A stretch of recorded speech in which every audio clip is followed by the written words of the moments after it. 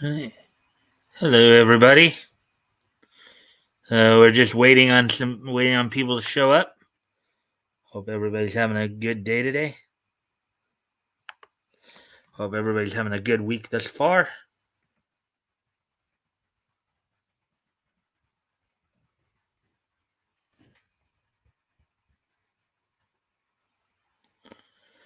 Ah. Walking through a town in a faceless crowd, need to feel the touch of a friend. In the countryside, I wander far and wide. Isolation gets me again. I don't know where to go when I feel like crying. Oh my, it's time to open myself, do something new. I want to stop and grow up a bit. Then suddenly my intuition and my wisdom grow. And then I know that most of all compassionately to strangers wherever they go. Thank you for waking me up. I've got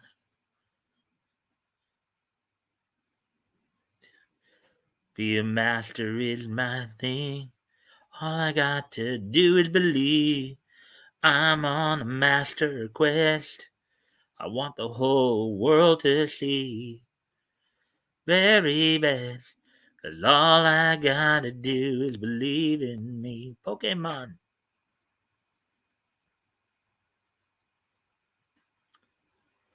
As I walk alone, live and die, everything is the same. As I'm on my way again. Oh, stray. As I think about, got nothing to lose. Ever stray. I think my life is gonna be without you until we're gone stray, stray.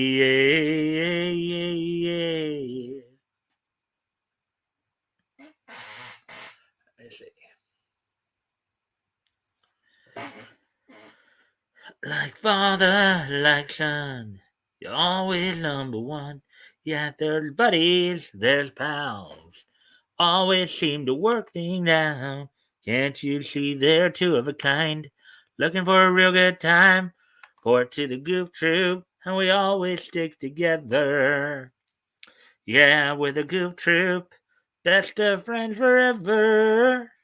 Yeah, we're the Goof Troop, and we'll always stick together. Yeah, we're the Goof Troop, best of friends forever. Now we're calling everyone. Come along and join the fun. Report to the Goof Troop. Bop, bop, loo, bop, boop, bop. They're dashing, they're daring, courageous and caring, faithful and friendly with stories to share.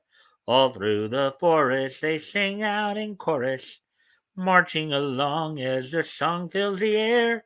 Gummy bears bouncing here and there and everywhere. Find adventure that's beyond compare. They are the gummy bears. They are the gummy bears. Come along with the snorks. Swim along with the snorks. So much to see waiting for you and me. Have some fun with the snorks. And if you breathe underwater, where would you go? And if you had friends underwater, who would you know? Come along and sing along too. Yeah, come along with the snorks. Swim along with the snorks. So much to see waiting for you and me. Have some fun with the come along with the have some fun with the snorks. Everybody shout! Come on, let's hang out. It's time for the Groovies get together. We're gonna see how funny they can be Well, it's time for the Groovy Ghoulies show. Do do do do do. Yeah.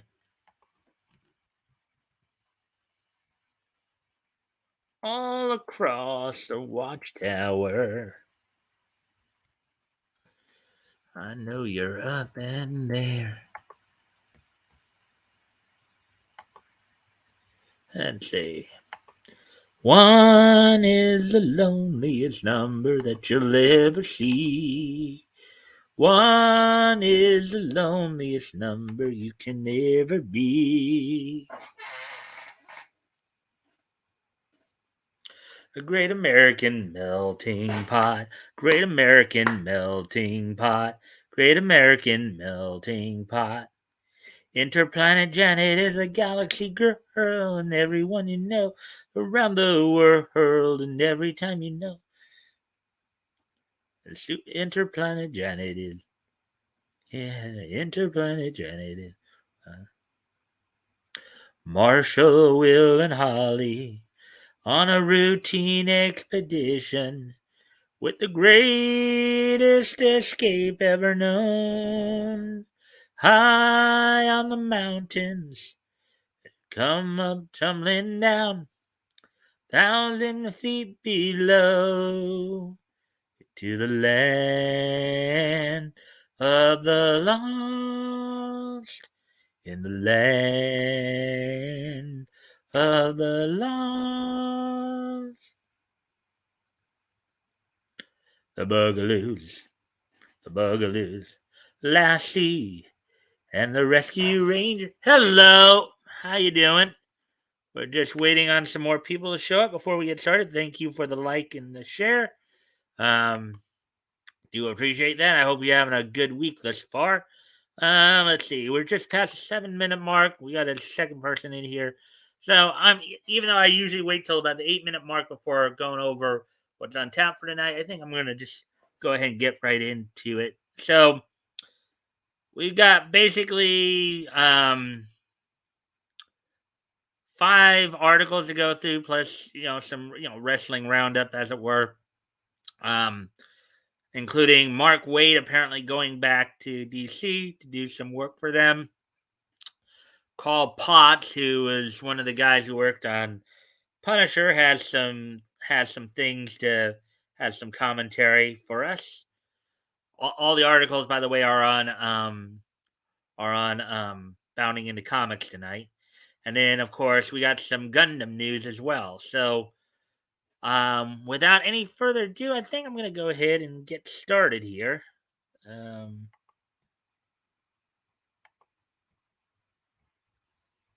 We do have 2 people here. We'll get this all going.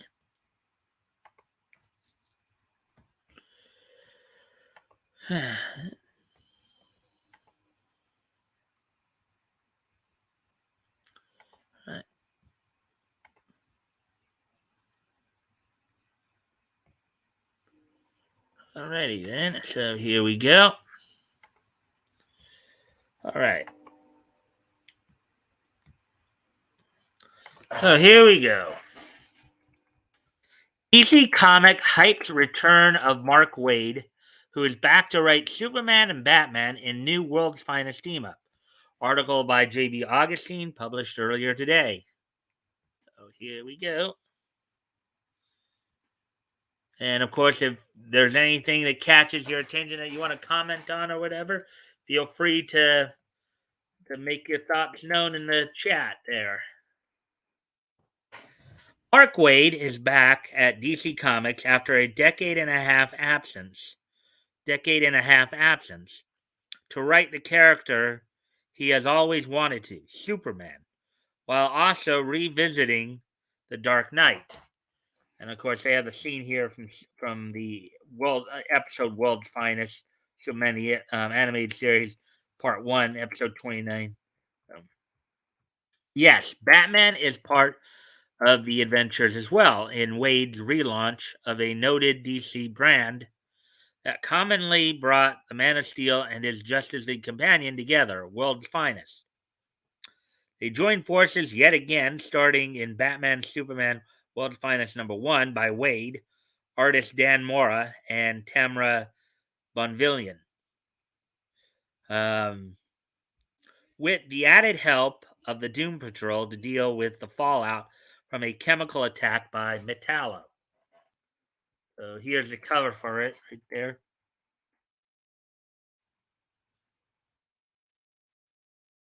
And from the look of it, it looks like it is Clark Kent Superman from the looks of it.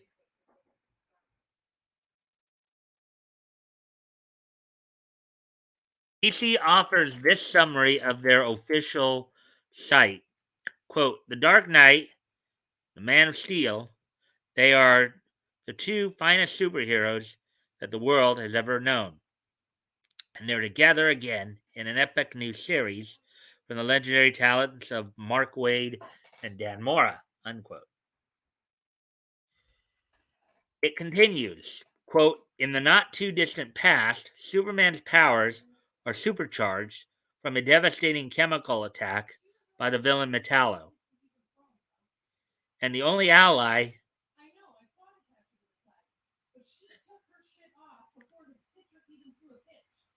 that the ultra powerful Man of Tomorrow can turn to in his turbulent hour is Gotham's own dark vengeance.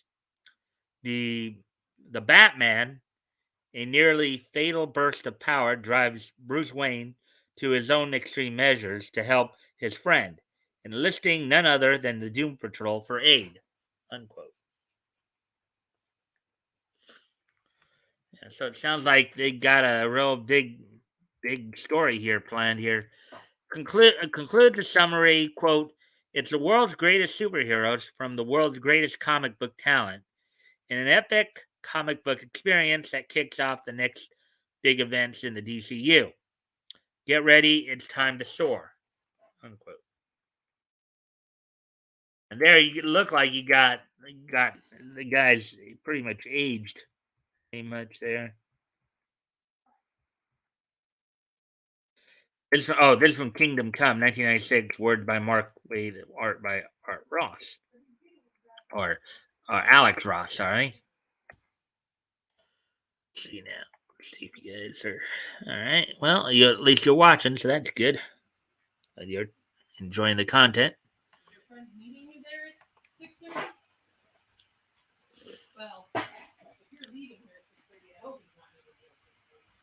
DC hyped up the book and Wade's return in a glowing retrospective of his career that started in the 80s, around the time Crisis on Infinite Earths unfolded. Highlights of his tenure that ended in 2008 include Kingdom Come, Gotham by Gaslight, time spent writing Wally West's ascension to the mantle of the Flash, and a period as the guiding hand of the Legion of Superheroes. Other than in Kingdom Come, Wade got to pen a 12-issue Superman story when he retold Clark Kent's origin in 2003's Birthright. Beyond that, he's never steered the ship of a canonical ongoing series. Canonical ongoing Superman series, I take it. Superman Birthright by Mark Waid, Lainil Yu, and Jerry Allen Gillan.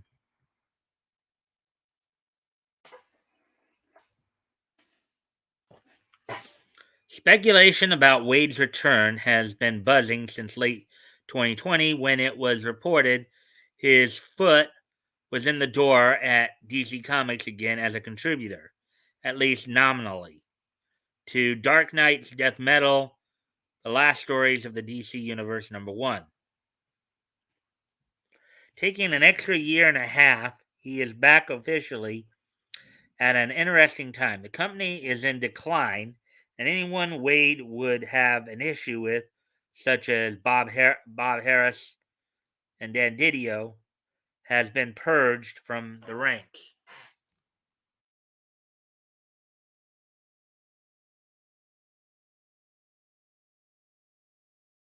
Agent of Superheroes #1, Mark Waid, DC Comics.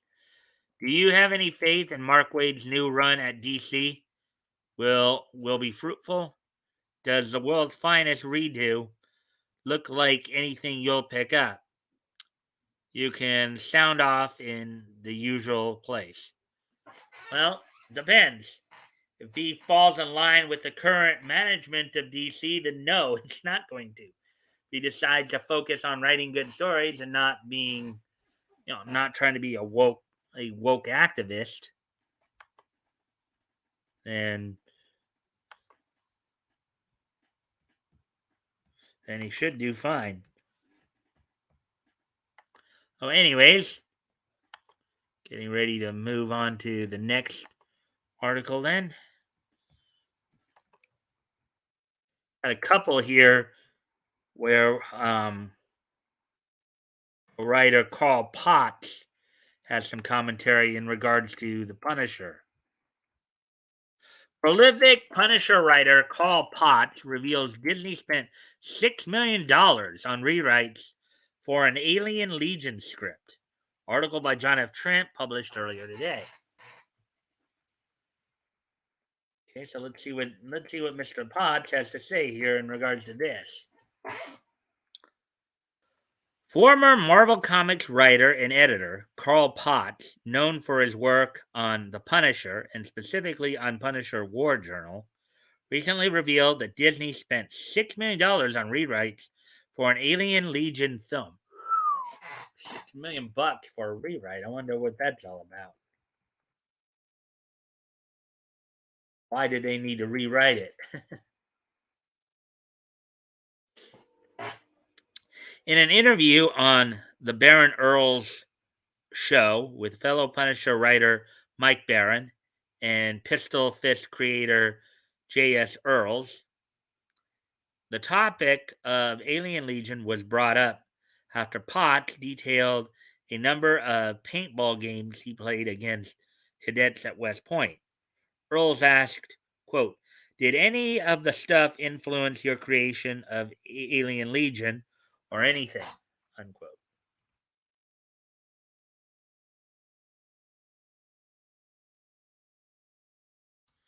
Potts responded by revealing how Alien Legion came about. Quote, "No, Alien Legion got started way before that. When I was in my early 20s and trying to break into comics, I would do, like a lot of people do, drop sample pages and send them in and wait to try and get a response. Usually, if you got a response at all, it was a form letter months later. Sometimes I'd write a quick little note at the bottom of it." Unquote.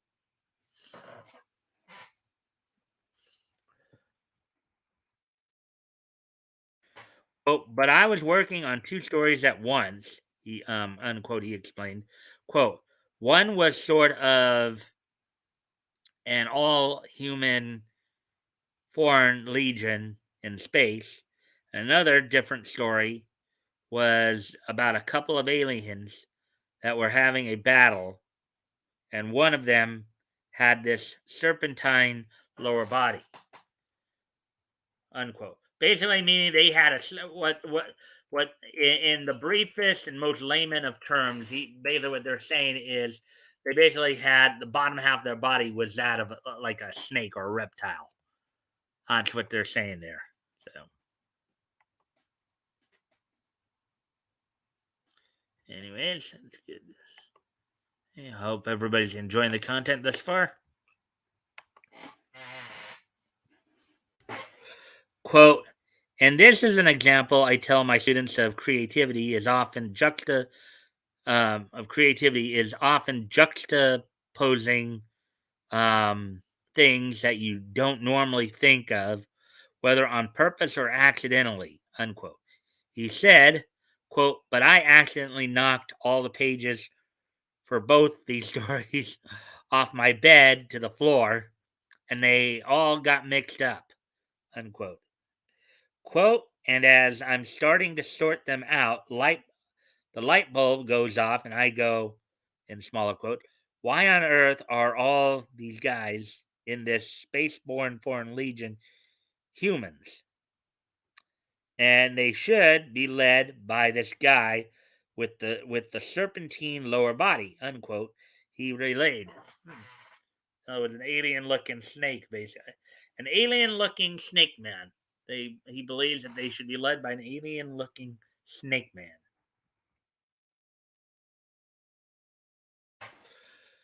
Oh, so that was always knocking around the back of my head for a long time.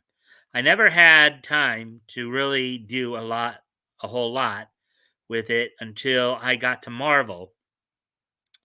And even then, I was so busy editing and drawing other things that I ended up teaming up with Alan Zelenetz and Frank Sir Sirocco to bring out that initial series, unquote, Potts disclosed.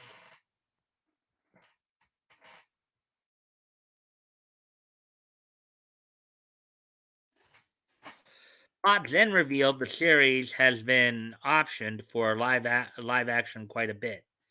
He explained, quote, that thing has been optioned more times than I probably got digits on one hand. I sold it 12 years or so ago to Disney and Bruckheimer. Um, Potts continued, quote, they proceeded to have half of Hollywood rewrite my screenplay, including David Benioff, who turns out that one of the chief guys for, who turns out that one of the chief guys in Game of Thrones. Turns out that he made me feel old. He told me he grew up in Brooklyn being an Alien Legion fan. Unquote. So now he gets to work with somebody who read his comic growing up. Yeah, that can make you feel old, I guess, in some ways. Anyways, as always, guys, if you guys have anything you'd like to add to the conversation, feel free to do so. Um, if you got a question or something that I'll try to answer it as best I can. It's a good part of what we're here for. Live and learn, as they say. Anyways, as we continue on here with the article, the Punisher writer then detailed time ran out on the contract, so it reverted back to me. But there was a clause in there that Disney had that said if I set it up elsewhere, the deal has to include Disney being reimbursed for all of their development cost. He then asked, quote, guess how much money they blew on those 7 rewrites, unquote. Barron says, $10,000? Earls responds, more than that? Quote unquote. Potts then revealed 6 million. So basically, Carl got screwed by Disney right here. Basically, what they're saying here, because of what they did in his contract there, or how they put it into the contract, if he gets somebody else to develop this, then he has to pay Disney $6 million. That's screwed over, man. That's really screwed over. He then went on to detail he's still trying to get it set up elsewhere. Quote, so I had 2 deals set up with other major entities, production entities, but neither one of them could close because they couldn't get Disney to cooperate with a reasonable payback plan. Unquote. Yeah, don't you just hate it when companies do that? I mean, I think we saw that similarly with Funimation when they, with I can't even remember that one anime. It's a controversial one because interspecies reviewers. That's what it was. Interspecies reviewers was an anime where basically the characters went around like you do with restaurants and with movies. You go around and you check them out, but they did this with brothels. They went out, reviewed them, and then gave them ratings. Well, Funimation, after one or two episodes, Funimation decided that, oh, this doesn't fit with our standards, so they just held on to the series so nobody else could do it, even though it was a popular series. They chose not to do it instead of releasing the rights to somebody, either giving those rights back to the original creators, where they could find somebody else who would be willing to do it, or they just held on to them so nobody could do it. So don't you just hate it when companies do that kind of garbage? That sounds like what Disney did right here. They figured they weren't going to do it, so they unless they were going to get compensated, major compensation for it. So, um, quote, but in recent months, I've been in negotiations with another situation, unquote. He revealed, quote, keep your fingers crossed. I think there is a chance that it might actually come about. I've got a top producer and a top director involved, unquote. Quote, it seems like Hollywood's full of Alien Legion fans just trying to get this thing made with this Disney debt thing has been tough. So keep your fingers crossed, he said. Yeah, don't you just love it when companies put themselves in a position to where they could just totally screw you over like that? That is kind of messed up. Hello. Hey, I saw you subscribe the other day. Thank you for dropping in. If you haven't already, if you can like and share the stream, that'd be help, man. Hope you're enjoying the content thus far. We're just going over some stories. We're just going over some stories from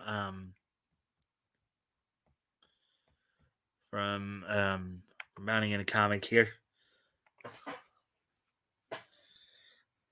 Potts would later reveal that he previously pitched the series as a TV series. He relayed, quote, one of the things we did a while ago is we pitched it at one of the major cable companies a while back as a series.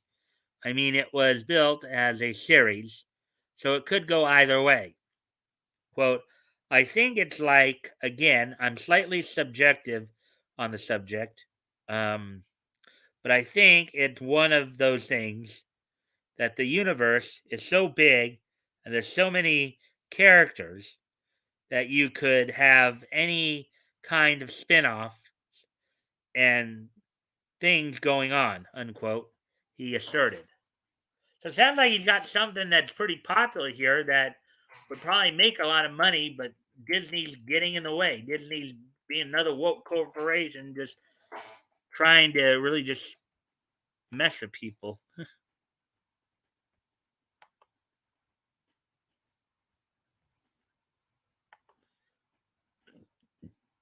All right, as we continue on here. Alien Legion was originally published by Marvel Comics through its Epic Comics imprint. That published creator-owned work. The comic featured a military unit called Force Nomad, led by an alien named Saragar. The team's other prominent members include Tori Montruk, Jugger Grimrod, Dirge, Mako, and Torka Dune. The first series would run for 20 issues. The second series, primarily scripted by Chuck Dixon with art by Larry Stroman, debuted in 1987. Following this series, Dixon would work with a number of artists on a number of miniseries and one-shots.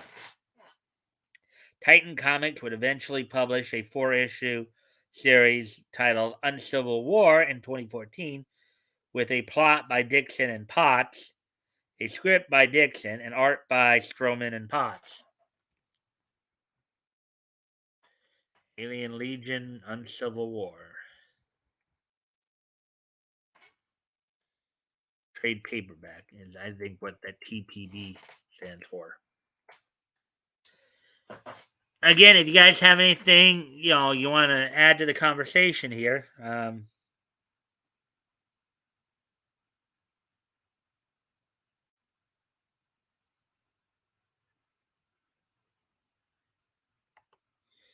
yeah, I just talked about Disney's wokeness on the face on my Facebook podcast.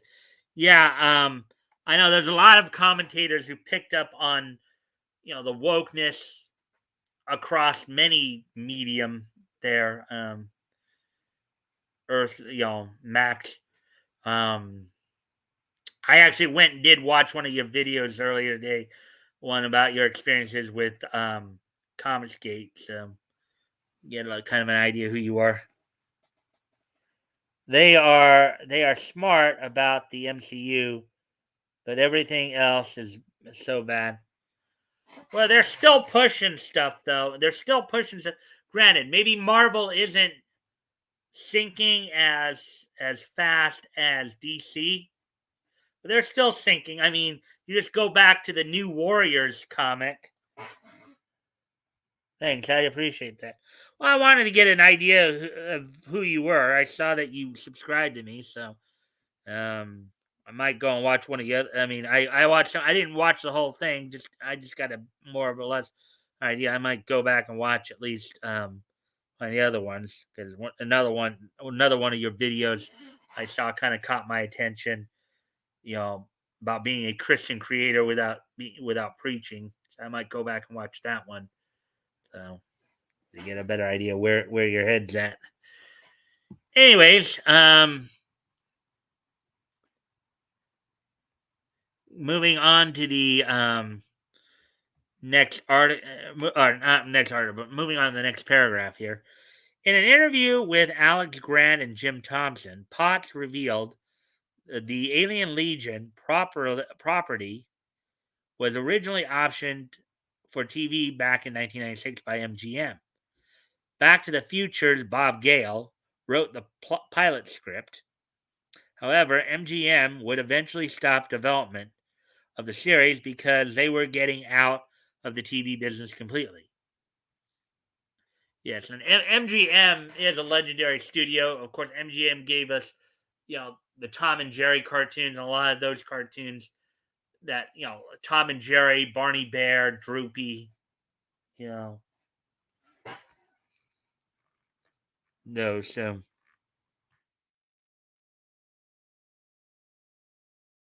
yes. The property would then be optioned by Dimension Films, with Potts detailing that the first draft of the film was very disappointing to him. The project ultimately died following a management change at Dimension Films. Mainframe Studios eventually began adapting the property and even hired Potts as an executive editor to create an animated version. Unfortunately, like Dimension Films, there was also a change in management and the project was canceled, which sometimes happens. You get new people coming in who we saw this is kind of what in part led to the downfall of WCW partly is that once Ted Turner had sold to Time Warner and all that, a lot of the people there didn't really like wrestling, so they just let things kind of go by the wayside. Um, anyways, Potts then revealed that through Remember the Titans director Boaz Yankin is how Alien Legion was optioned by Bruckheimer and Disney, hoping they could find the same success they had with Pirates of the Caribbean in a science fiction property.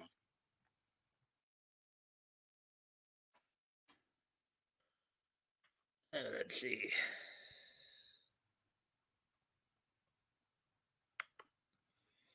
It's a bit long, but my video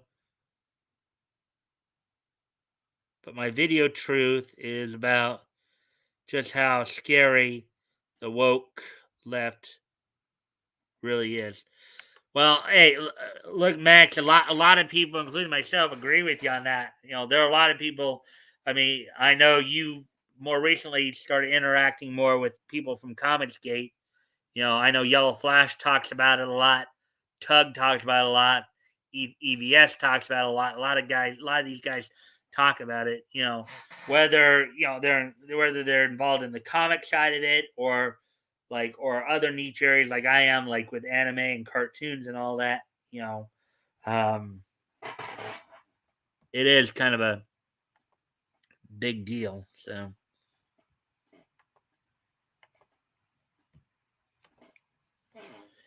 let's see. According to Potts, Disney controlled the rights for 3 years before hiring Benioff.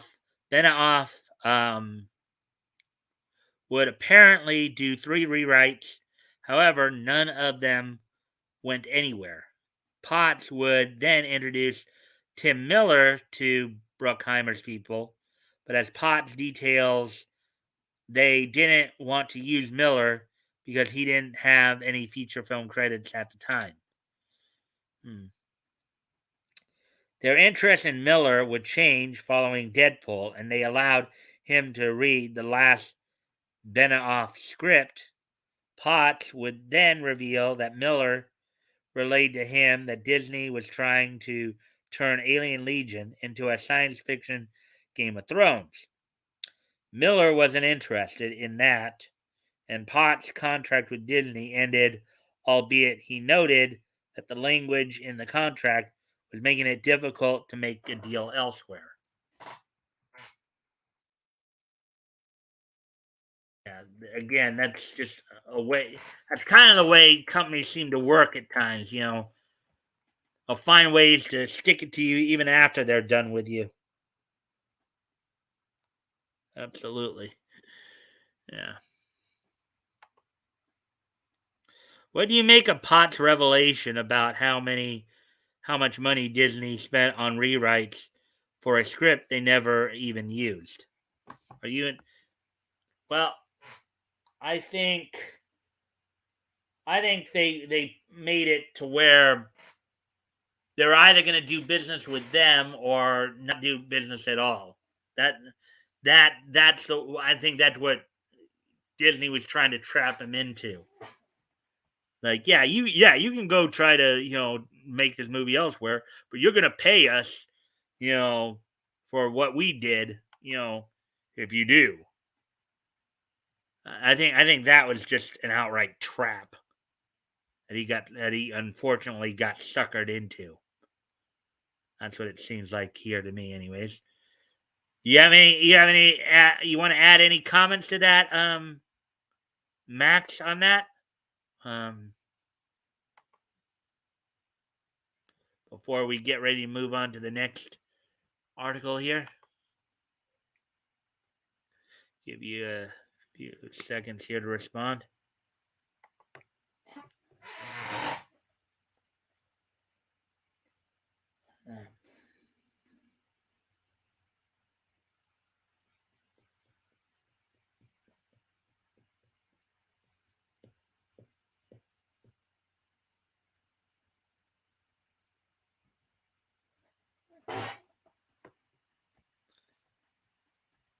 And we got yay, another person's in here.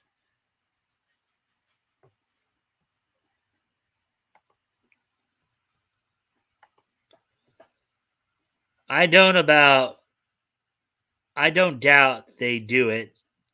It might be more common than we think for that stuff to happen. Big corporations um, tend to not to think so far. Yeah.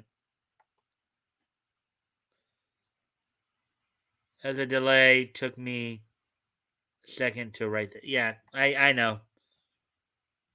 I was giving you a little time there. All right. Well, anyways, yeah, good observation.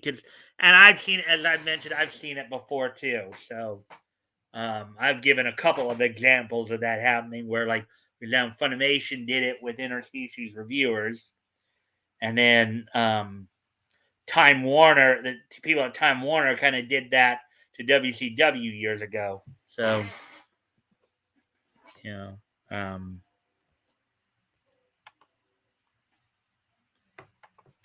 so anyways, moving on to the next article here. Former Punisher writer Carl Potts explains why he believes police and military shouldn't wear the Punisher's logo. Article by John F. Trent, published earlier today. All right. Former Punisher writer and editor Carl Potts recently explained why he believes police and military should not wear the Punisher's iconic logo.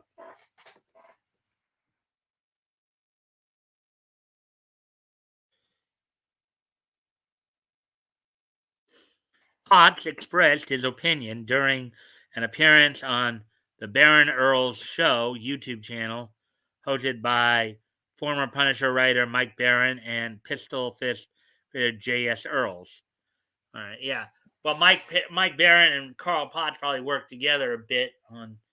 They both were, involved with the Punisher. But it's probably from that same interview that we saw the other article on here too.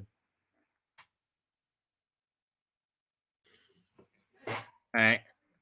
And if for those of you who just came in, if you haven't already, if you can like and share the stream, see if we can get some more friendly people in here, that'd be appreciated.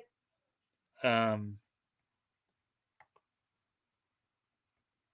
know we had at least one other person drop in there. Anyways, Baron brought up the subject of the Punisher, asking whether or not Potts had heard Punisher creator Jerry Conway's comments about the character. Potts replied by saying that he hadn't heard or read Conway's comments, but he had heard about the controversy surrounding the character's popularity. He said, quote, "I know there's been a controversy about the character's popularity in certain ways and all that, and I actually agree with some of the problems." I guess he meant to say, I guess he agrees with some of the criticisms, I guess is what he's saying, trying to say there. Quote, "I do not think the police should be using the Punisher icon. The last thing I want my police to identify with is with a violent vigilante." Unquote. But if they were going to be violent vigilantes, it wouldn't matter if they were wearing Punisher's gear or not. He explained, quote, "The police are supposed to be part of the balance of power, enforcing, not to be judge, jury, and executioner." Unquote. Quote, "The last thing I want to see is police cars driving around with skull emblem on it." Yes, sir. Well, it's never gone that far. I think, from what I understand, when police and military do it, it's usually an undershirt. It's usually not something that's, I don't think it's as much seen. I don't think they're gonna like. I don't think. And I don't. First off, I don't think any police department would even allow their officers to start painting the Punisher skull on the hoods of their car. I don't see that happening. So, unless the entire police department, including the higher ups, just are into the character, then maybe. But I still don't. Even if they are, I don't really think that's gonna happen.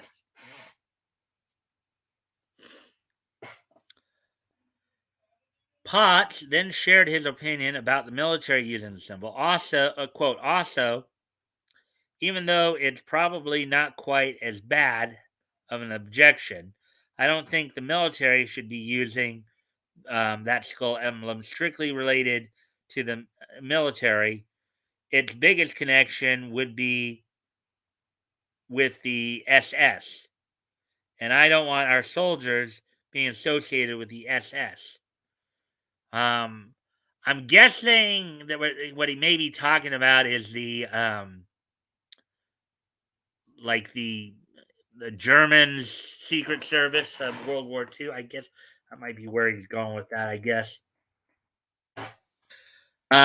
Quote, "And a big part of what helped with the peace in World War II was GIs being generous with the locals with their handing out Hershey bars and spam and all that, unquote. He elaborated. Quote, the idea of some GI trying to be nice and hand out to kids wearing a skull, it just irks me.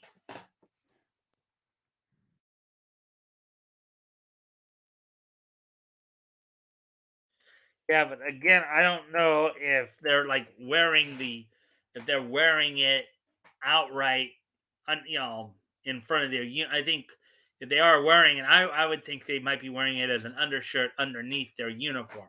I don't think anybody's actually seeing it when they're on duty. Not only would Potts explain why he objects to police and military wearing the symbol, but he also provided his thoughts on how he envisioned the Punisher. He began, quote, my take on the character was that he was an obsessed individual who his family had been rubbed out by the mob, and he felt extreme guilt for not having protected his family, unquote. Quote, so he had this sort of death wish, and he took on not just the people who were immediately responsible for his family's death, but he kept taking on more violent criminals, Potts said.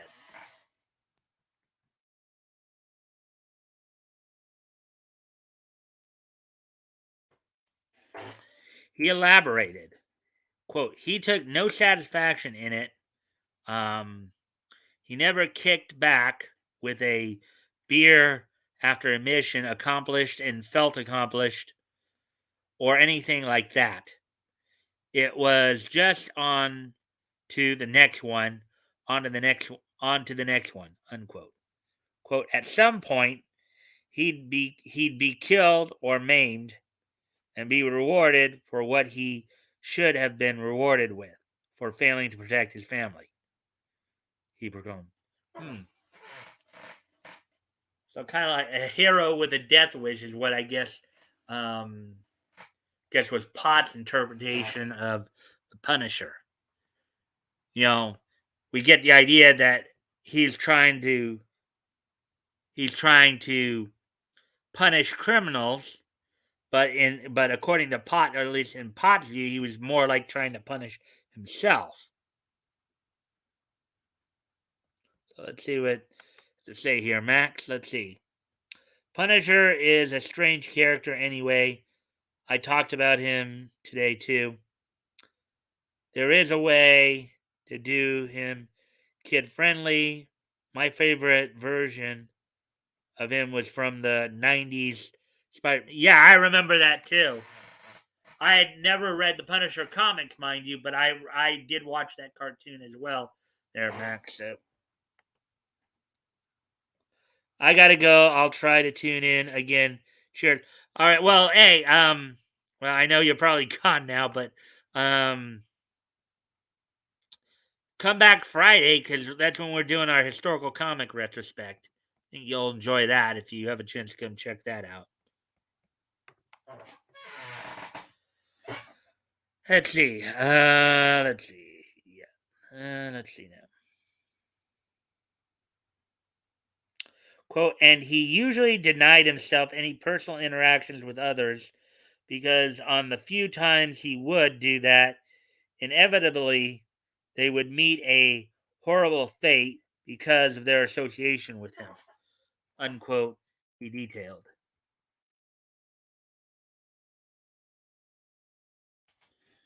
Let's see now.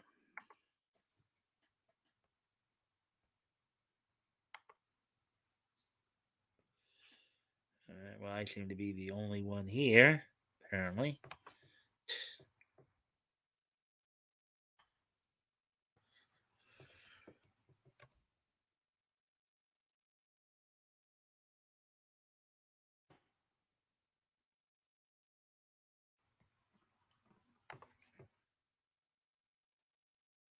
All right, so we're at 49:45, so we're doing good on time then, I guess.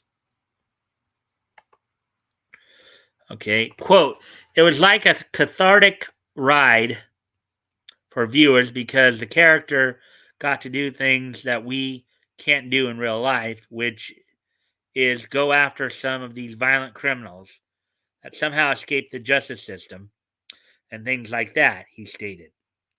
He continued, quote, I never thought that anybody should ever emulate this character, any shape, in any way, shape, or form, any more than I thought a kid should tie a towel around his neck and drop off a roof and think they're Superman, unquote. All right, I guess I can see the point he's making. Makes a good point. I mean, but again, I don't know if there might be some cut, but first off, I don't think they could wear the shirts over the uniforms. I don't think most people. I think when like police officers and soldiers on duty, if they are wearing Punisher gear, they're either wearing it underneath their uniforms or they're wearing it on their own free time. So, and I don't think that's necessarily a reflection of them as police officers or soldiers. You know. He went on to detail how he would respond to people who wanted to emulate the Punisher. Quote, but once in a blue moon, I'd get a letter from someone saying, quote, oh, I love the Punisher. I want to be just like him. In smaller quote, and I'd roll my eyes and I'd stop whatever I was doing, and I'd write them back and explain to them that this is a miserable human being who hardly ever solves any problems. Unquote. Quote, more often than not, he just gets involved with or perpetuates or starts ongoing cycles of violence. Unquote. He said, quote, and he takes no joy in life. Anybody he gets close to is usually not long for this world. Why on earth would you ever want to be like the character? Like this character? Well, maybe. Well, what I would answer to that is that maybe in eliminating bad guys that way, as I always put it, the dead cannot cause problems. Dead people cannot cause problems. That's probably what a lot of people think in regards to that. So,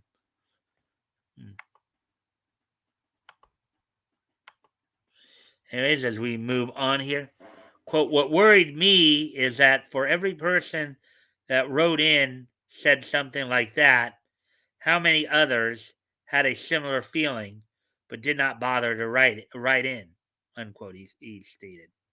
Probably are a lot of people who feel that way. Feel like life just screwed them over and they feel that their only recourse is to respond the way the Punisher would respond or any superhero would respond. Quote, so that's one of the reasons I tried to make the books anything I wrote or drew or edited. I tried to make sure they didn't glorify or make it seem like this is someone to be emulated, unquote, Bot concluded.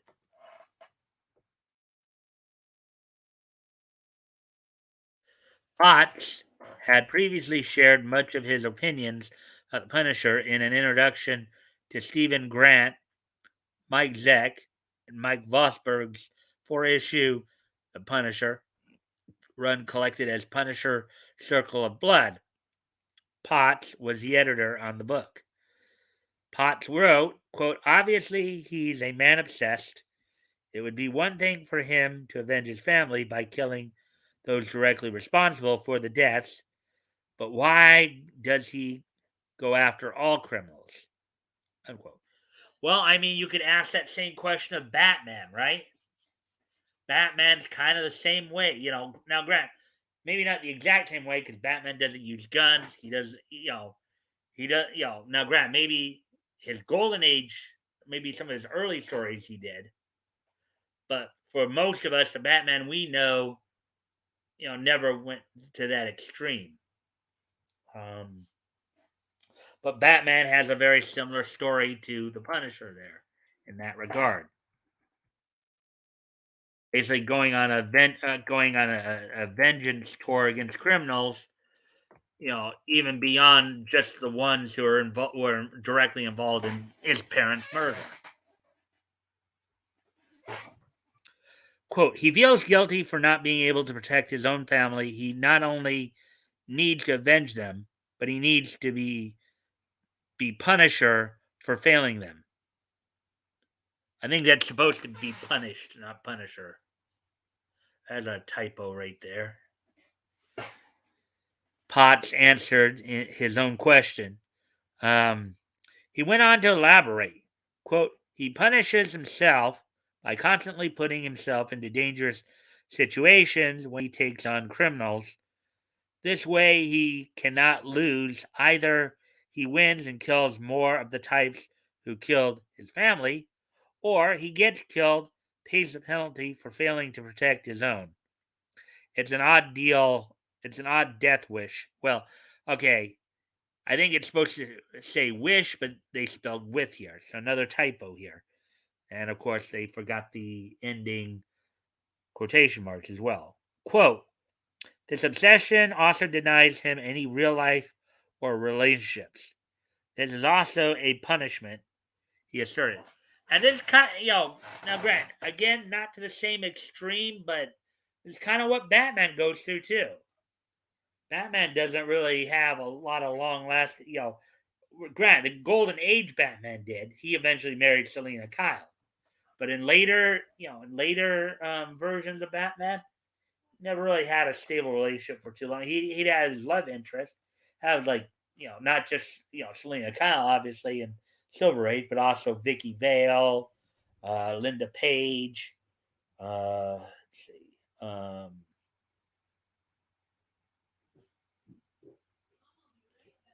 can't necessarily remember the first girl from the Clayface story. The who else? Talia, Al Ghul, Wonder Woman. Albeit, as we saw in a Justice League episode, even Wonder Woman kind of pointed out to him, "Hey, I can take care of myself by crushing the brick." So, um, yeah. So, anyways,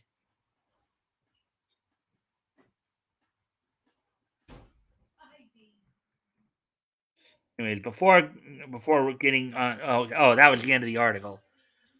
All right. So, anyways, before hey toys.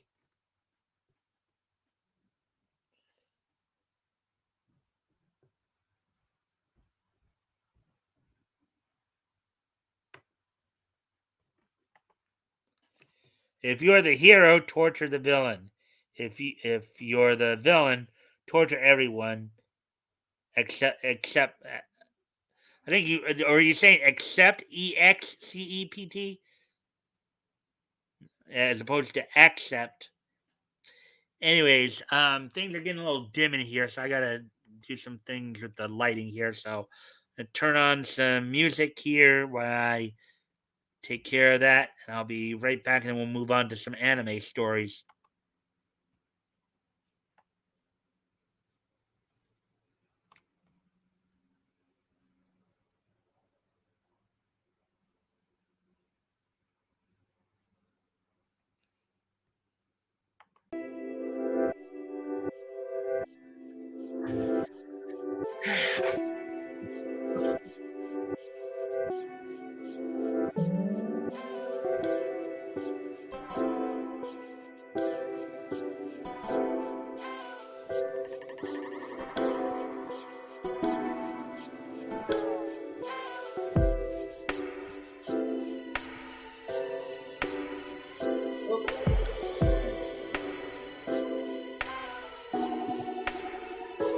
Oh well, sorry about that, guys.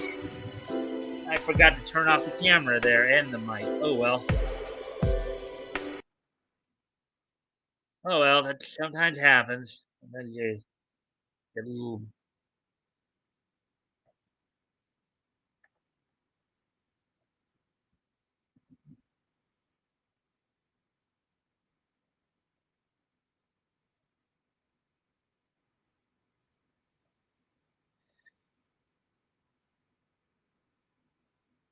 Sorry about that. I just mentally just you know how that it happens sometimes. Just mentally just went a little screwy there. Just forgot to turn off the camera and the mic there for a moment. But anyways, let's get ready to move on to some Gundam news. A couple of Gundam stories here I'm gonna go through here.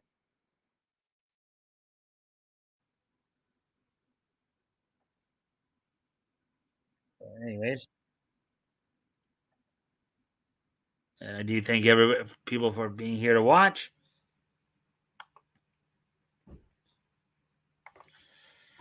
Alrighty then. So here we go. We're gonna get into our anime portion of the stories here. So here we go. Mobile Suit Gundam, The Witch from Mercury unveils first teaser trailer, new mecha designs. Article by Spencer Baculi, published today. Following its initial announcement in September 2021, Bandai Namco have released several pieces of new media related to Mobile Suit Gundam, The Witch from Mercury, providing fans with their first look at the series' protagonist and main mecha designs with the release of several pieces of new media. So here's, I guess, one of the trailers here. The proper debut of Mobile Suit Gundam: The Witch from Mercury came on March 29th, which was yesterday, when, as part of their aptly named Gundam conference, Bandai Namco premiered the series' first official teaser trailer. So it's gonna have it probably run in Japan first, obviously, before they consider dubbing it here out west. But I guess we'll wait and see. Though brief, the teaser not only revealed the series' as of yet unnamed protagonist, the first proper female lead in franchise history, but also what will ostensibly be her main Mobile Suit Gundam, Ariel.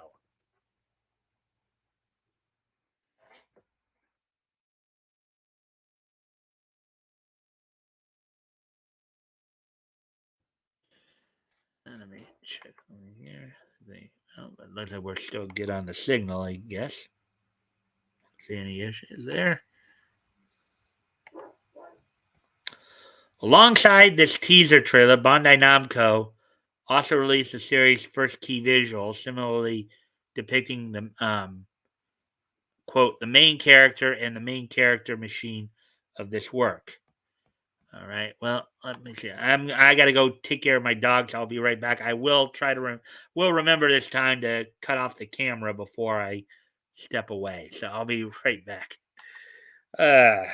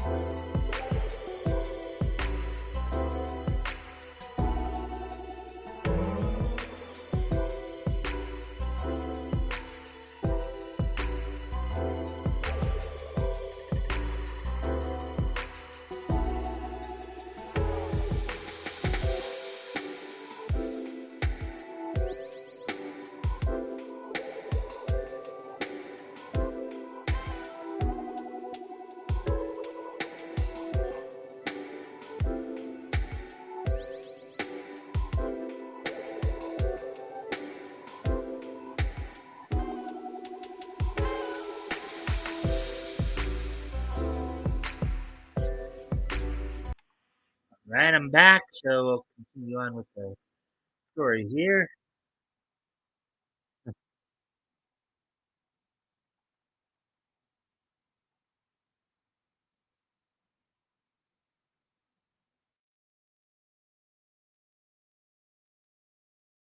Additionally, the company divulged the full designs of three of the series' mobile suits, based on appearances seemingly, though not confirmed, designed by Mobile Suit Gundam Iron Blood Orphans and Gundam Reconquista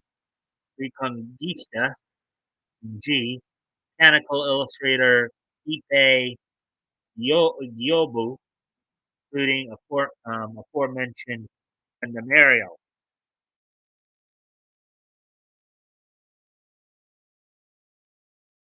And two apparently set to appear in a prologue series set to premiere ahead of the main show, the Begir Bio. Uh, sorry, guys.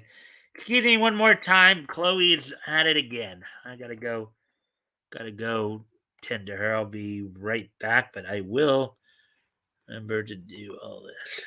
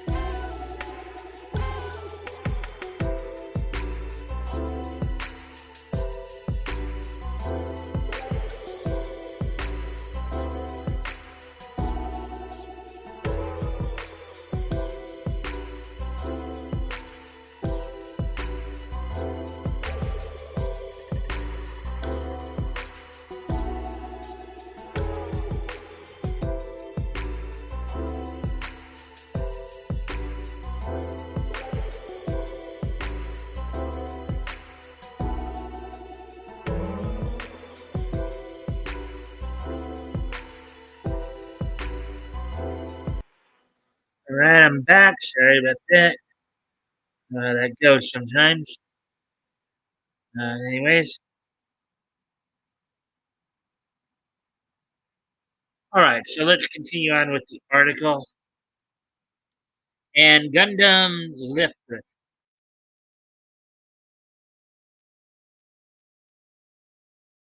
Further, the company's Bandai Spirit toy line revealed the respective mobile suits HG 1144th Gunpla kit.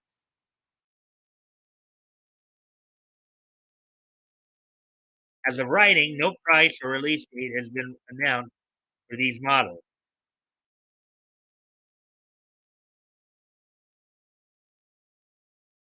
First proper television entry in the franchise since 2015's Iron Blooded Orphans, Gundam Build Divers, released in 2018, features mobile suits as gunpla kits rather than actual vehicles.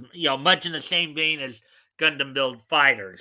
Um, Mobile Suit Gundam The Witch from Mercury is set to premiere in October 2022. When it does, it will do so as the first Gundam series produced since longtime franchise animation studio Sunrise was reorganized into Bandai Namco Filmworks, effectively ending its existence.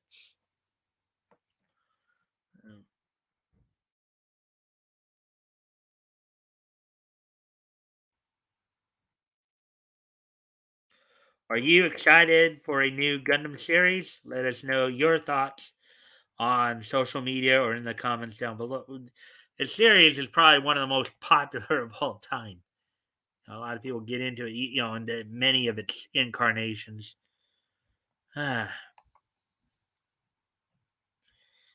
Anyways, let's see, remark here. So that's our last article we're going to read through is another Gundam article here. This one is actually being released pretty soon here. Amuro and his RX-78-2 take on a Zeon Zaku 2 in new teaser for Mobile Suit Gundam Kukuru's Domes Island film. Article by Spencer McCooley, published today. Just 3 months left until its premiere. Upcoming cinematic retelling of the original Mobile Suit Gundam's only memory hold episode, Mobile Suit Gundam Kukuru's Domes Island, has received a new teaser trailer. This was the episode that they skipped because but there was never an explanation why it was skipped.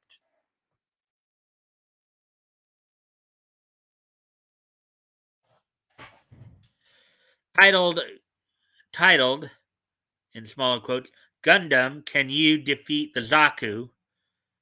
And on smaller quotes, and originally released to Japanese audiences on March 9th before making its way west on March 23rd, which was a week ago. The new minute-long teaser features a montage of scenes from the upcoming film, including its introduction of legendary Mobile Suit Gundam protagonist Amuro Ray.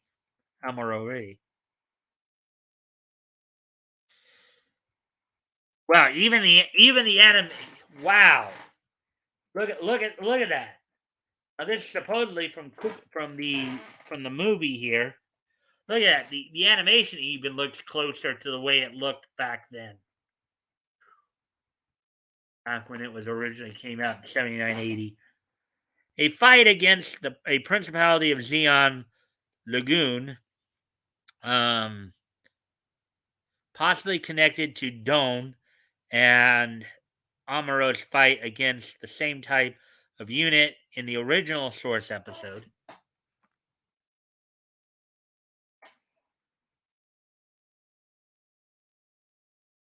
And a showdown between Amuro in the Gundam RX-78-2 and a Green Zaku 2 unit. Further, at its conclusion, the teaser also reveals the film's official Japanese release date of June 3rd, 2022. So that's coming up this summer.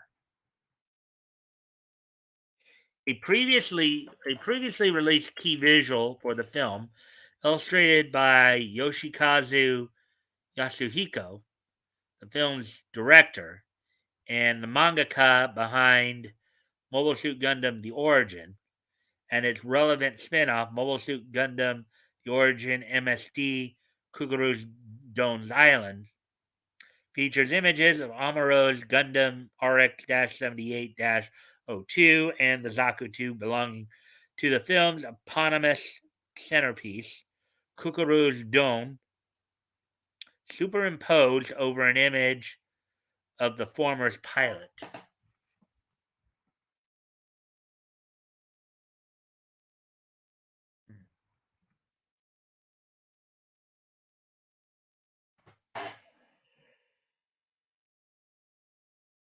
Let's see if there's any.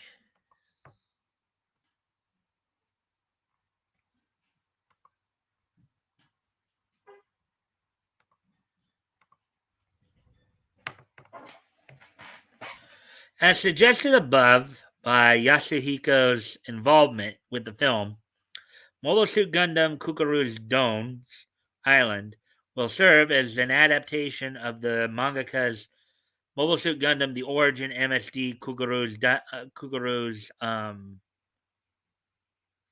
Doan's Island series, itself a long-form expansion of the original Black Sheep episode of the original Mobile Suit Gundam series,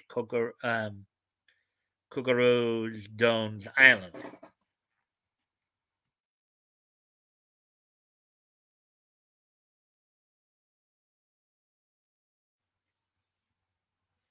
In the story, Kuguru's Doan is portrayed as a former Principality of Zeon fighter who, after being ordered by his superiors to kill a group of children recently orphaned by his own mistakes, deserted the group, but not before making off with a Zaku 2 he subsequently uses to protect the orphans.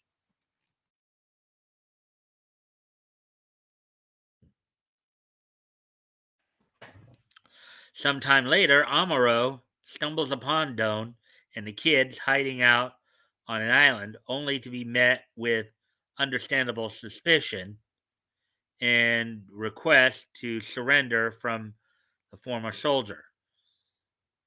However, Amuro refuses, instead focusing his energies on returning to his allies and destroying the weapon of war known as Don Zaku. That is, until their location is discovered by a Principality of Zeon Lagoon, who drops a Zaku of its own to take out the two men.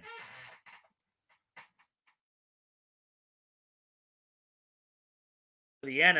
Oh, wait, this scene right here is actually from the original series itself, from that episode. As a result, the two men are forced into combat, with Amuro Ray eventually taking down the Xeon flagship, and Doan, in an act of atonement, destroying the enemy Zaku. In the aftermath, recognizing that his possession of his Zaku would only beget an endless cycle of grief and violence, Doan allows Amuro to toss his mobile suit into the ocean, ending his time as a soldier once and for all.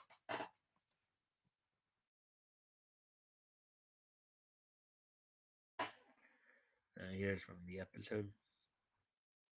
Produced as the 15th episode of the original 1979 Mobile Suit Gundam anime, Kukuru's Doan's Island has since been memory holed, being outright redacted from all international releases and broadcasts of the series at the request of series creator Yoshiyuki Tomino, though he cryptically has never elaborated on why.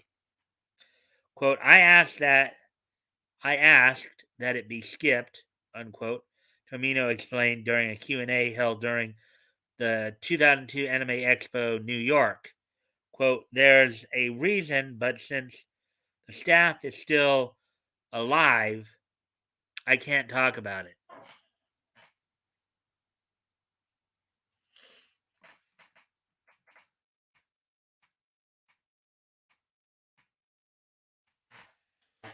Does this new teaser trailer help your build your hype for Mobile Suit Kokuru's Doan's Island?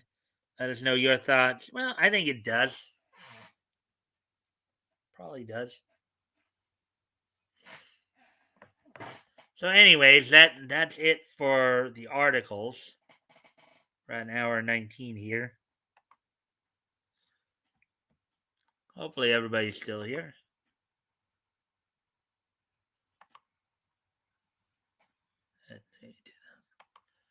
So, with those articles out of the way, there's just some tidbits on some wrestling. So,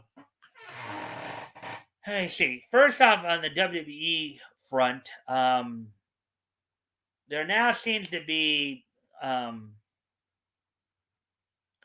couple of stories that were coming that WrestleMania talked about today on the WWE front. One was that Stone Cold Steve Austin's interaction with Kevin Owens may be a feeler out for Stone Cold as to whether or not he wants to extend extend himself after WrestleMania. Right now, as it stands, Stone Cold's appearance on the KO show, Kevin Owens, and any possible physical interaction they have is right now being pitched as kind of a one-time deal. In other words, Austin can just come in for WrestleMania and then be gone again. But a story came out today where they were talking about he might be using this as a feeling out to possibly maybe extend that a bit now and make that a bit of a program, going into the near future. Now, Grant, Austin's 53 years. I think he's like in his early 50s or so, 50, So it's not like he's going to probably be coming back full time or anything like that. But this may just be one of those things where he may just work this angle, whether or not it's just through WrestleMania or, a short time beyond that. But we'll wait and see. So that's possible that Austin may be there longer. And in other WWE news, there's also so Shane McMahon is said to be in the I guess the Dallas area. I think that's where WrestleMania 38 is being held this weekend. He's going to be there. He's going to be in the area in the city for the whole weekend. Now, whether or not he's going to actually appear at WrestleMania is anybody's guess. Shane was basically let go. Hey Rick, how you doing, man? Hey neighbors. Hey Rick, if you can like and share the stream and help out with that, that'd be appreciated. Thank you for that. We've already gone through all the articles. I'm just now going through the through some wrestling news here. So yeah, as I was saying, Shane McMahon was kind of, some people say let go, some people say suspended, what have you, after Royal Rumble, where he helped book the show. I'm good. All right, that's good to hear. Where he helped to book the show, but Vince was not happy with the fact that he put himself over too much. That Shane put himself over too much in his match. Right now, what it looks like, one of the possible angles they're looking at for WrestleMania, which is this weekend, by the way, the whole weekend, second and the third, is, I guess this year they're now turning it into a 2-day event. But one of the angles they talked about, but many people are arguing that would actually make a lot of fans upset, is a possible swerve where right now they look like they're pushing the idea of having Shane take on Seth Rollins at WrestleMania, only for Cody to make his WWE return. Now, I think Cody made his return on Raw last night or the other night. So, but make his, his pay-per-view return to WWE at WrestleMania here, take on Raw. Now, ever since Cody re-signed with the WWE, they have been talking about a possible match between him and Rollins, and we'll just have to wait and see where that goes. On the AEW front, as right now Dynamite is going on tonight's Dynamite, some of the feature matchups include a one-on-one match between Darby Allin and Andre Idolio, Andre the Idol, in which this has apparently been a match a year in the making, as Andre has been trying to get Darby to hire him on. Darby, of course, is under the tutelage of Sting. Sting's been his mentor and his tag partner. And now the two men are finally going to have a match tonight. Also going on tonight is a big tag team match between the current AAA World Tag Team Champions FTR and the Gun Club members Austin and Colton Gunn, the second generation wrestlers Sons of Billy Gunn. In a match to determine who truly are the top team in the company, or one of the top teams in the company. And you also have a qualifying round for AEW's Owen Hart's women's tournament, as Bunny will be taking on a mystery opponent. So should have probably more information on all that tomorrow, the results of all that on tomorrow's broadcast. And in Impact Wrestling news, there was also another match that I saw that was announced on Monday, or at least I got it through the NWA weekly podcast on Monday. I watched that last night, where where at this Friday's Multiverse of Matches Impact event, you're going to have NWA World and Digital Media Champion Matt Cardona teaming with his wife Chelsea Green to take on Nick Aldis and his wife Mickey James in a mixed tag team match at that event. And as I mentioned, like last night, you also have Trey Miguel defending the X Division title in a triple threat match against Ace Austin and Speedball Mike Bailey. You also have um, Eddie Edwards. Um, Eddie Edwards defending the title, or Eddie Edwards actually taking on New Japan's Ishii at the event. So, hey, Lorenzo, glad you're here. If you guys haven't already, if you guys can like and share the stream, see if we can get some more people in here, that'd be appreciated. Thank you guys for being here.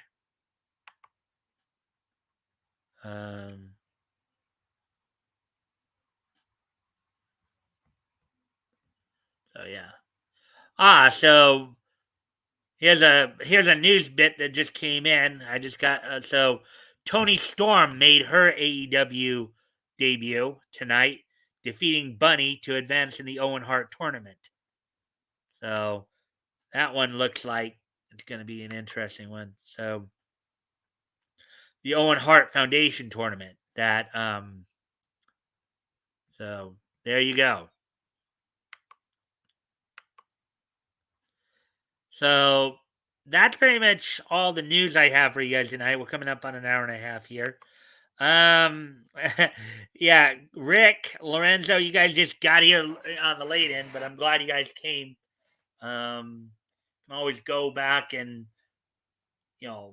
watch me go over the articles. There were like 5 articles I went over, 3 comics related and 2 anime related.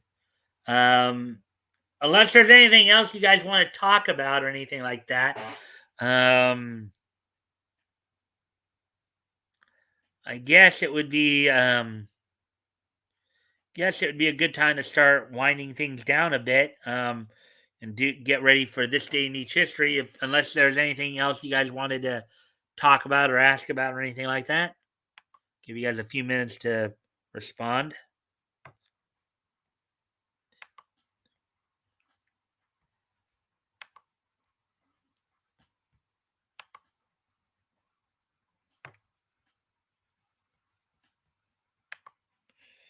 If you like comics, sci-fi, fantasy, wrestling, music, etc., check out The Adventures of Sleestack Holmes at tomorrow, Thursday night, 8 p.m. on YouTube. Okay, yeah, he'll be coming on hour before I will. All right.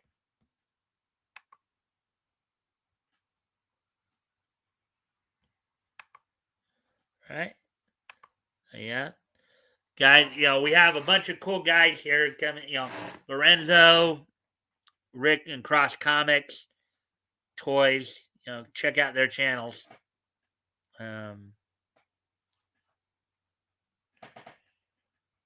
Rick made the thumbnail for my stream. Cool. And I think I'll be having a message awaiting Chris, because Chris was telling me earlier, I guess he put a trailer together for my show that he's going to be showing on his stuff now. So that would be cool to see. All right. So we'll wait, give you guys a little more time here to to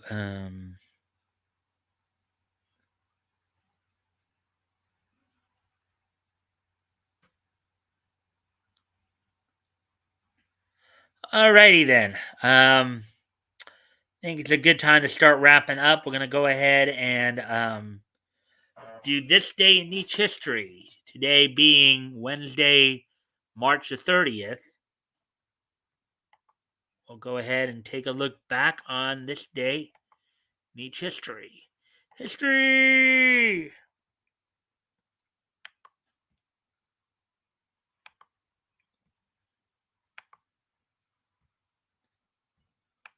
So, our first piece of niche history, we go back 30 years ago today to 1992, where we go back and look back to the 64th Academy Awards.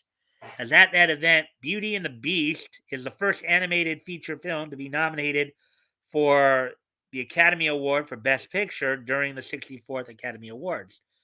Loses out to The Silence of the Lambs, but wins the Academy Award for Best Original Score and the Academy Award for Best Original Song. So, score, of course, is the music, all the music, all the music for a film, and then Best Original Song, which I'm guessing is, probably the big hit that came from. Let's see. Also, Manipulation by Daniel Greaves wins the Academy Award for Best Animated Short.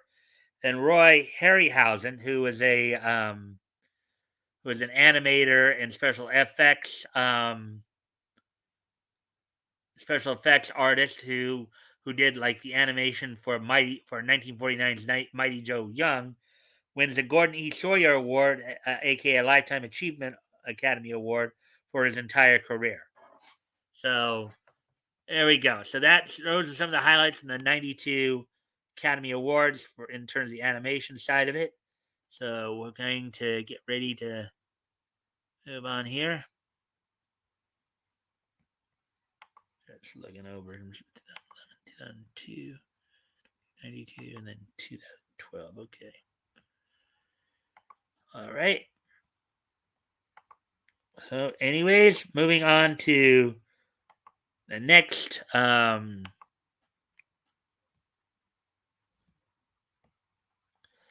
All right. So, here we go. On this date, 20 years ago, back in 2002, Ring of Honor held its round robin challenge event at the Murphy Recreational Center in Philadelphia, Pennsylvania. The show featured a round robin tournament between Low Key, American Dragon Brian Danielson, and Christopher Daniels. Now, Christopher Daniels and Brian Danielson, of course, are currently involved in AEW. As you all know, Brian Danielson right now is teaming up with John Moxley as the Blackpool Combat Club with William Regal as their manager. Now, mind you, of course, this is 20 years ago, and look at this. They're still both going pretty strong there.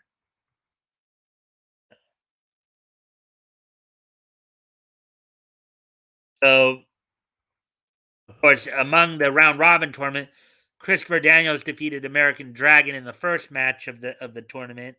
Low Key defeated Christopher Daniels in the second match of the tournament, and then the American Dragon, Brian Danielson, beat Low Key in the third match of the round robin tournament with Ken Shamrock as a special guest referee.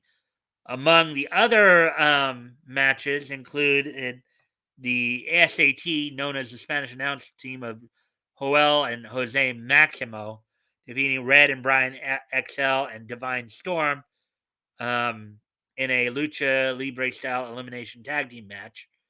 Spanky, aka Brian Kendrick, defeating Jay Briscoe with his brother Mark in the corner.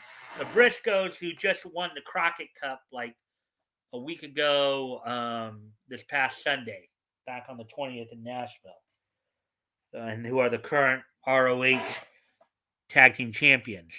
Paul London battling Chris Marvel to a no contest. Um, the tag team, the Natural Born Sinners of Homicide and Boogaloo. Homicide, who recently at the same Crockett Cup event, won the NWA World Junior Heavyweight Championship. Back 20 years ago, they defeated the Boogie Knights. This version being Mike Tobin, Danny Drake, not to be confused with the WCW Boogie Knights of Disco Inferno and Alex Wright. This is a totally different team. Xavier defeated James Maritato, a.k.a. Little Guido of ECW fame. Joey Matthews and Christian York, who were a longtime independent tag team in the early 2000s before Joey Matthews eventually found his way to the WWE as one half of MNM. Defeated C.W. Anderson and ELAX and the Hit Squad. So basically, on this date, 20 years ago, ROH's round robin event happened. So,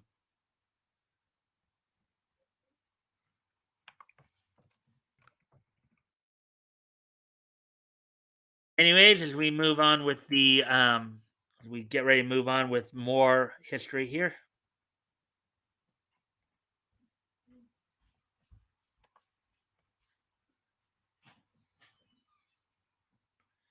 Let's see. We head back 11 years ago.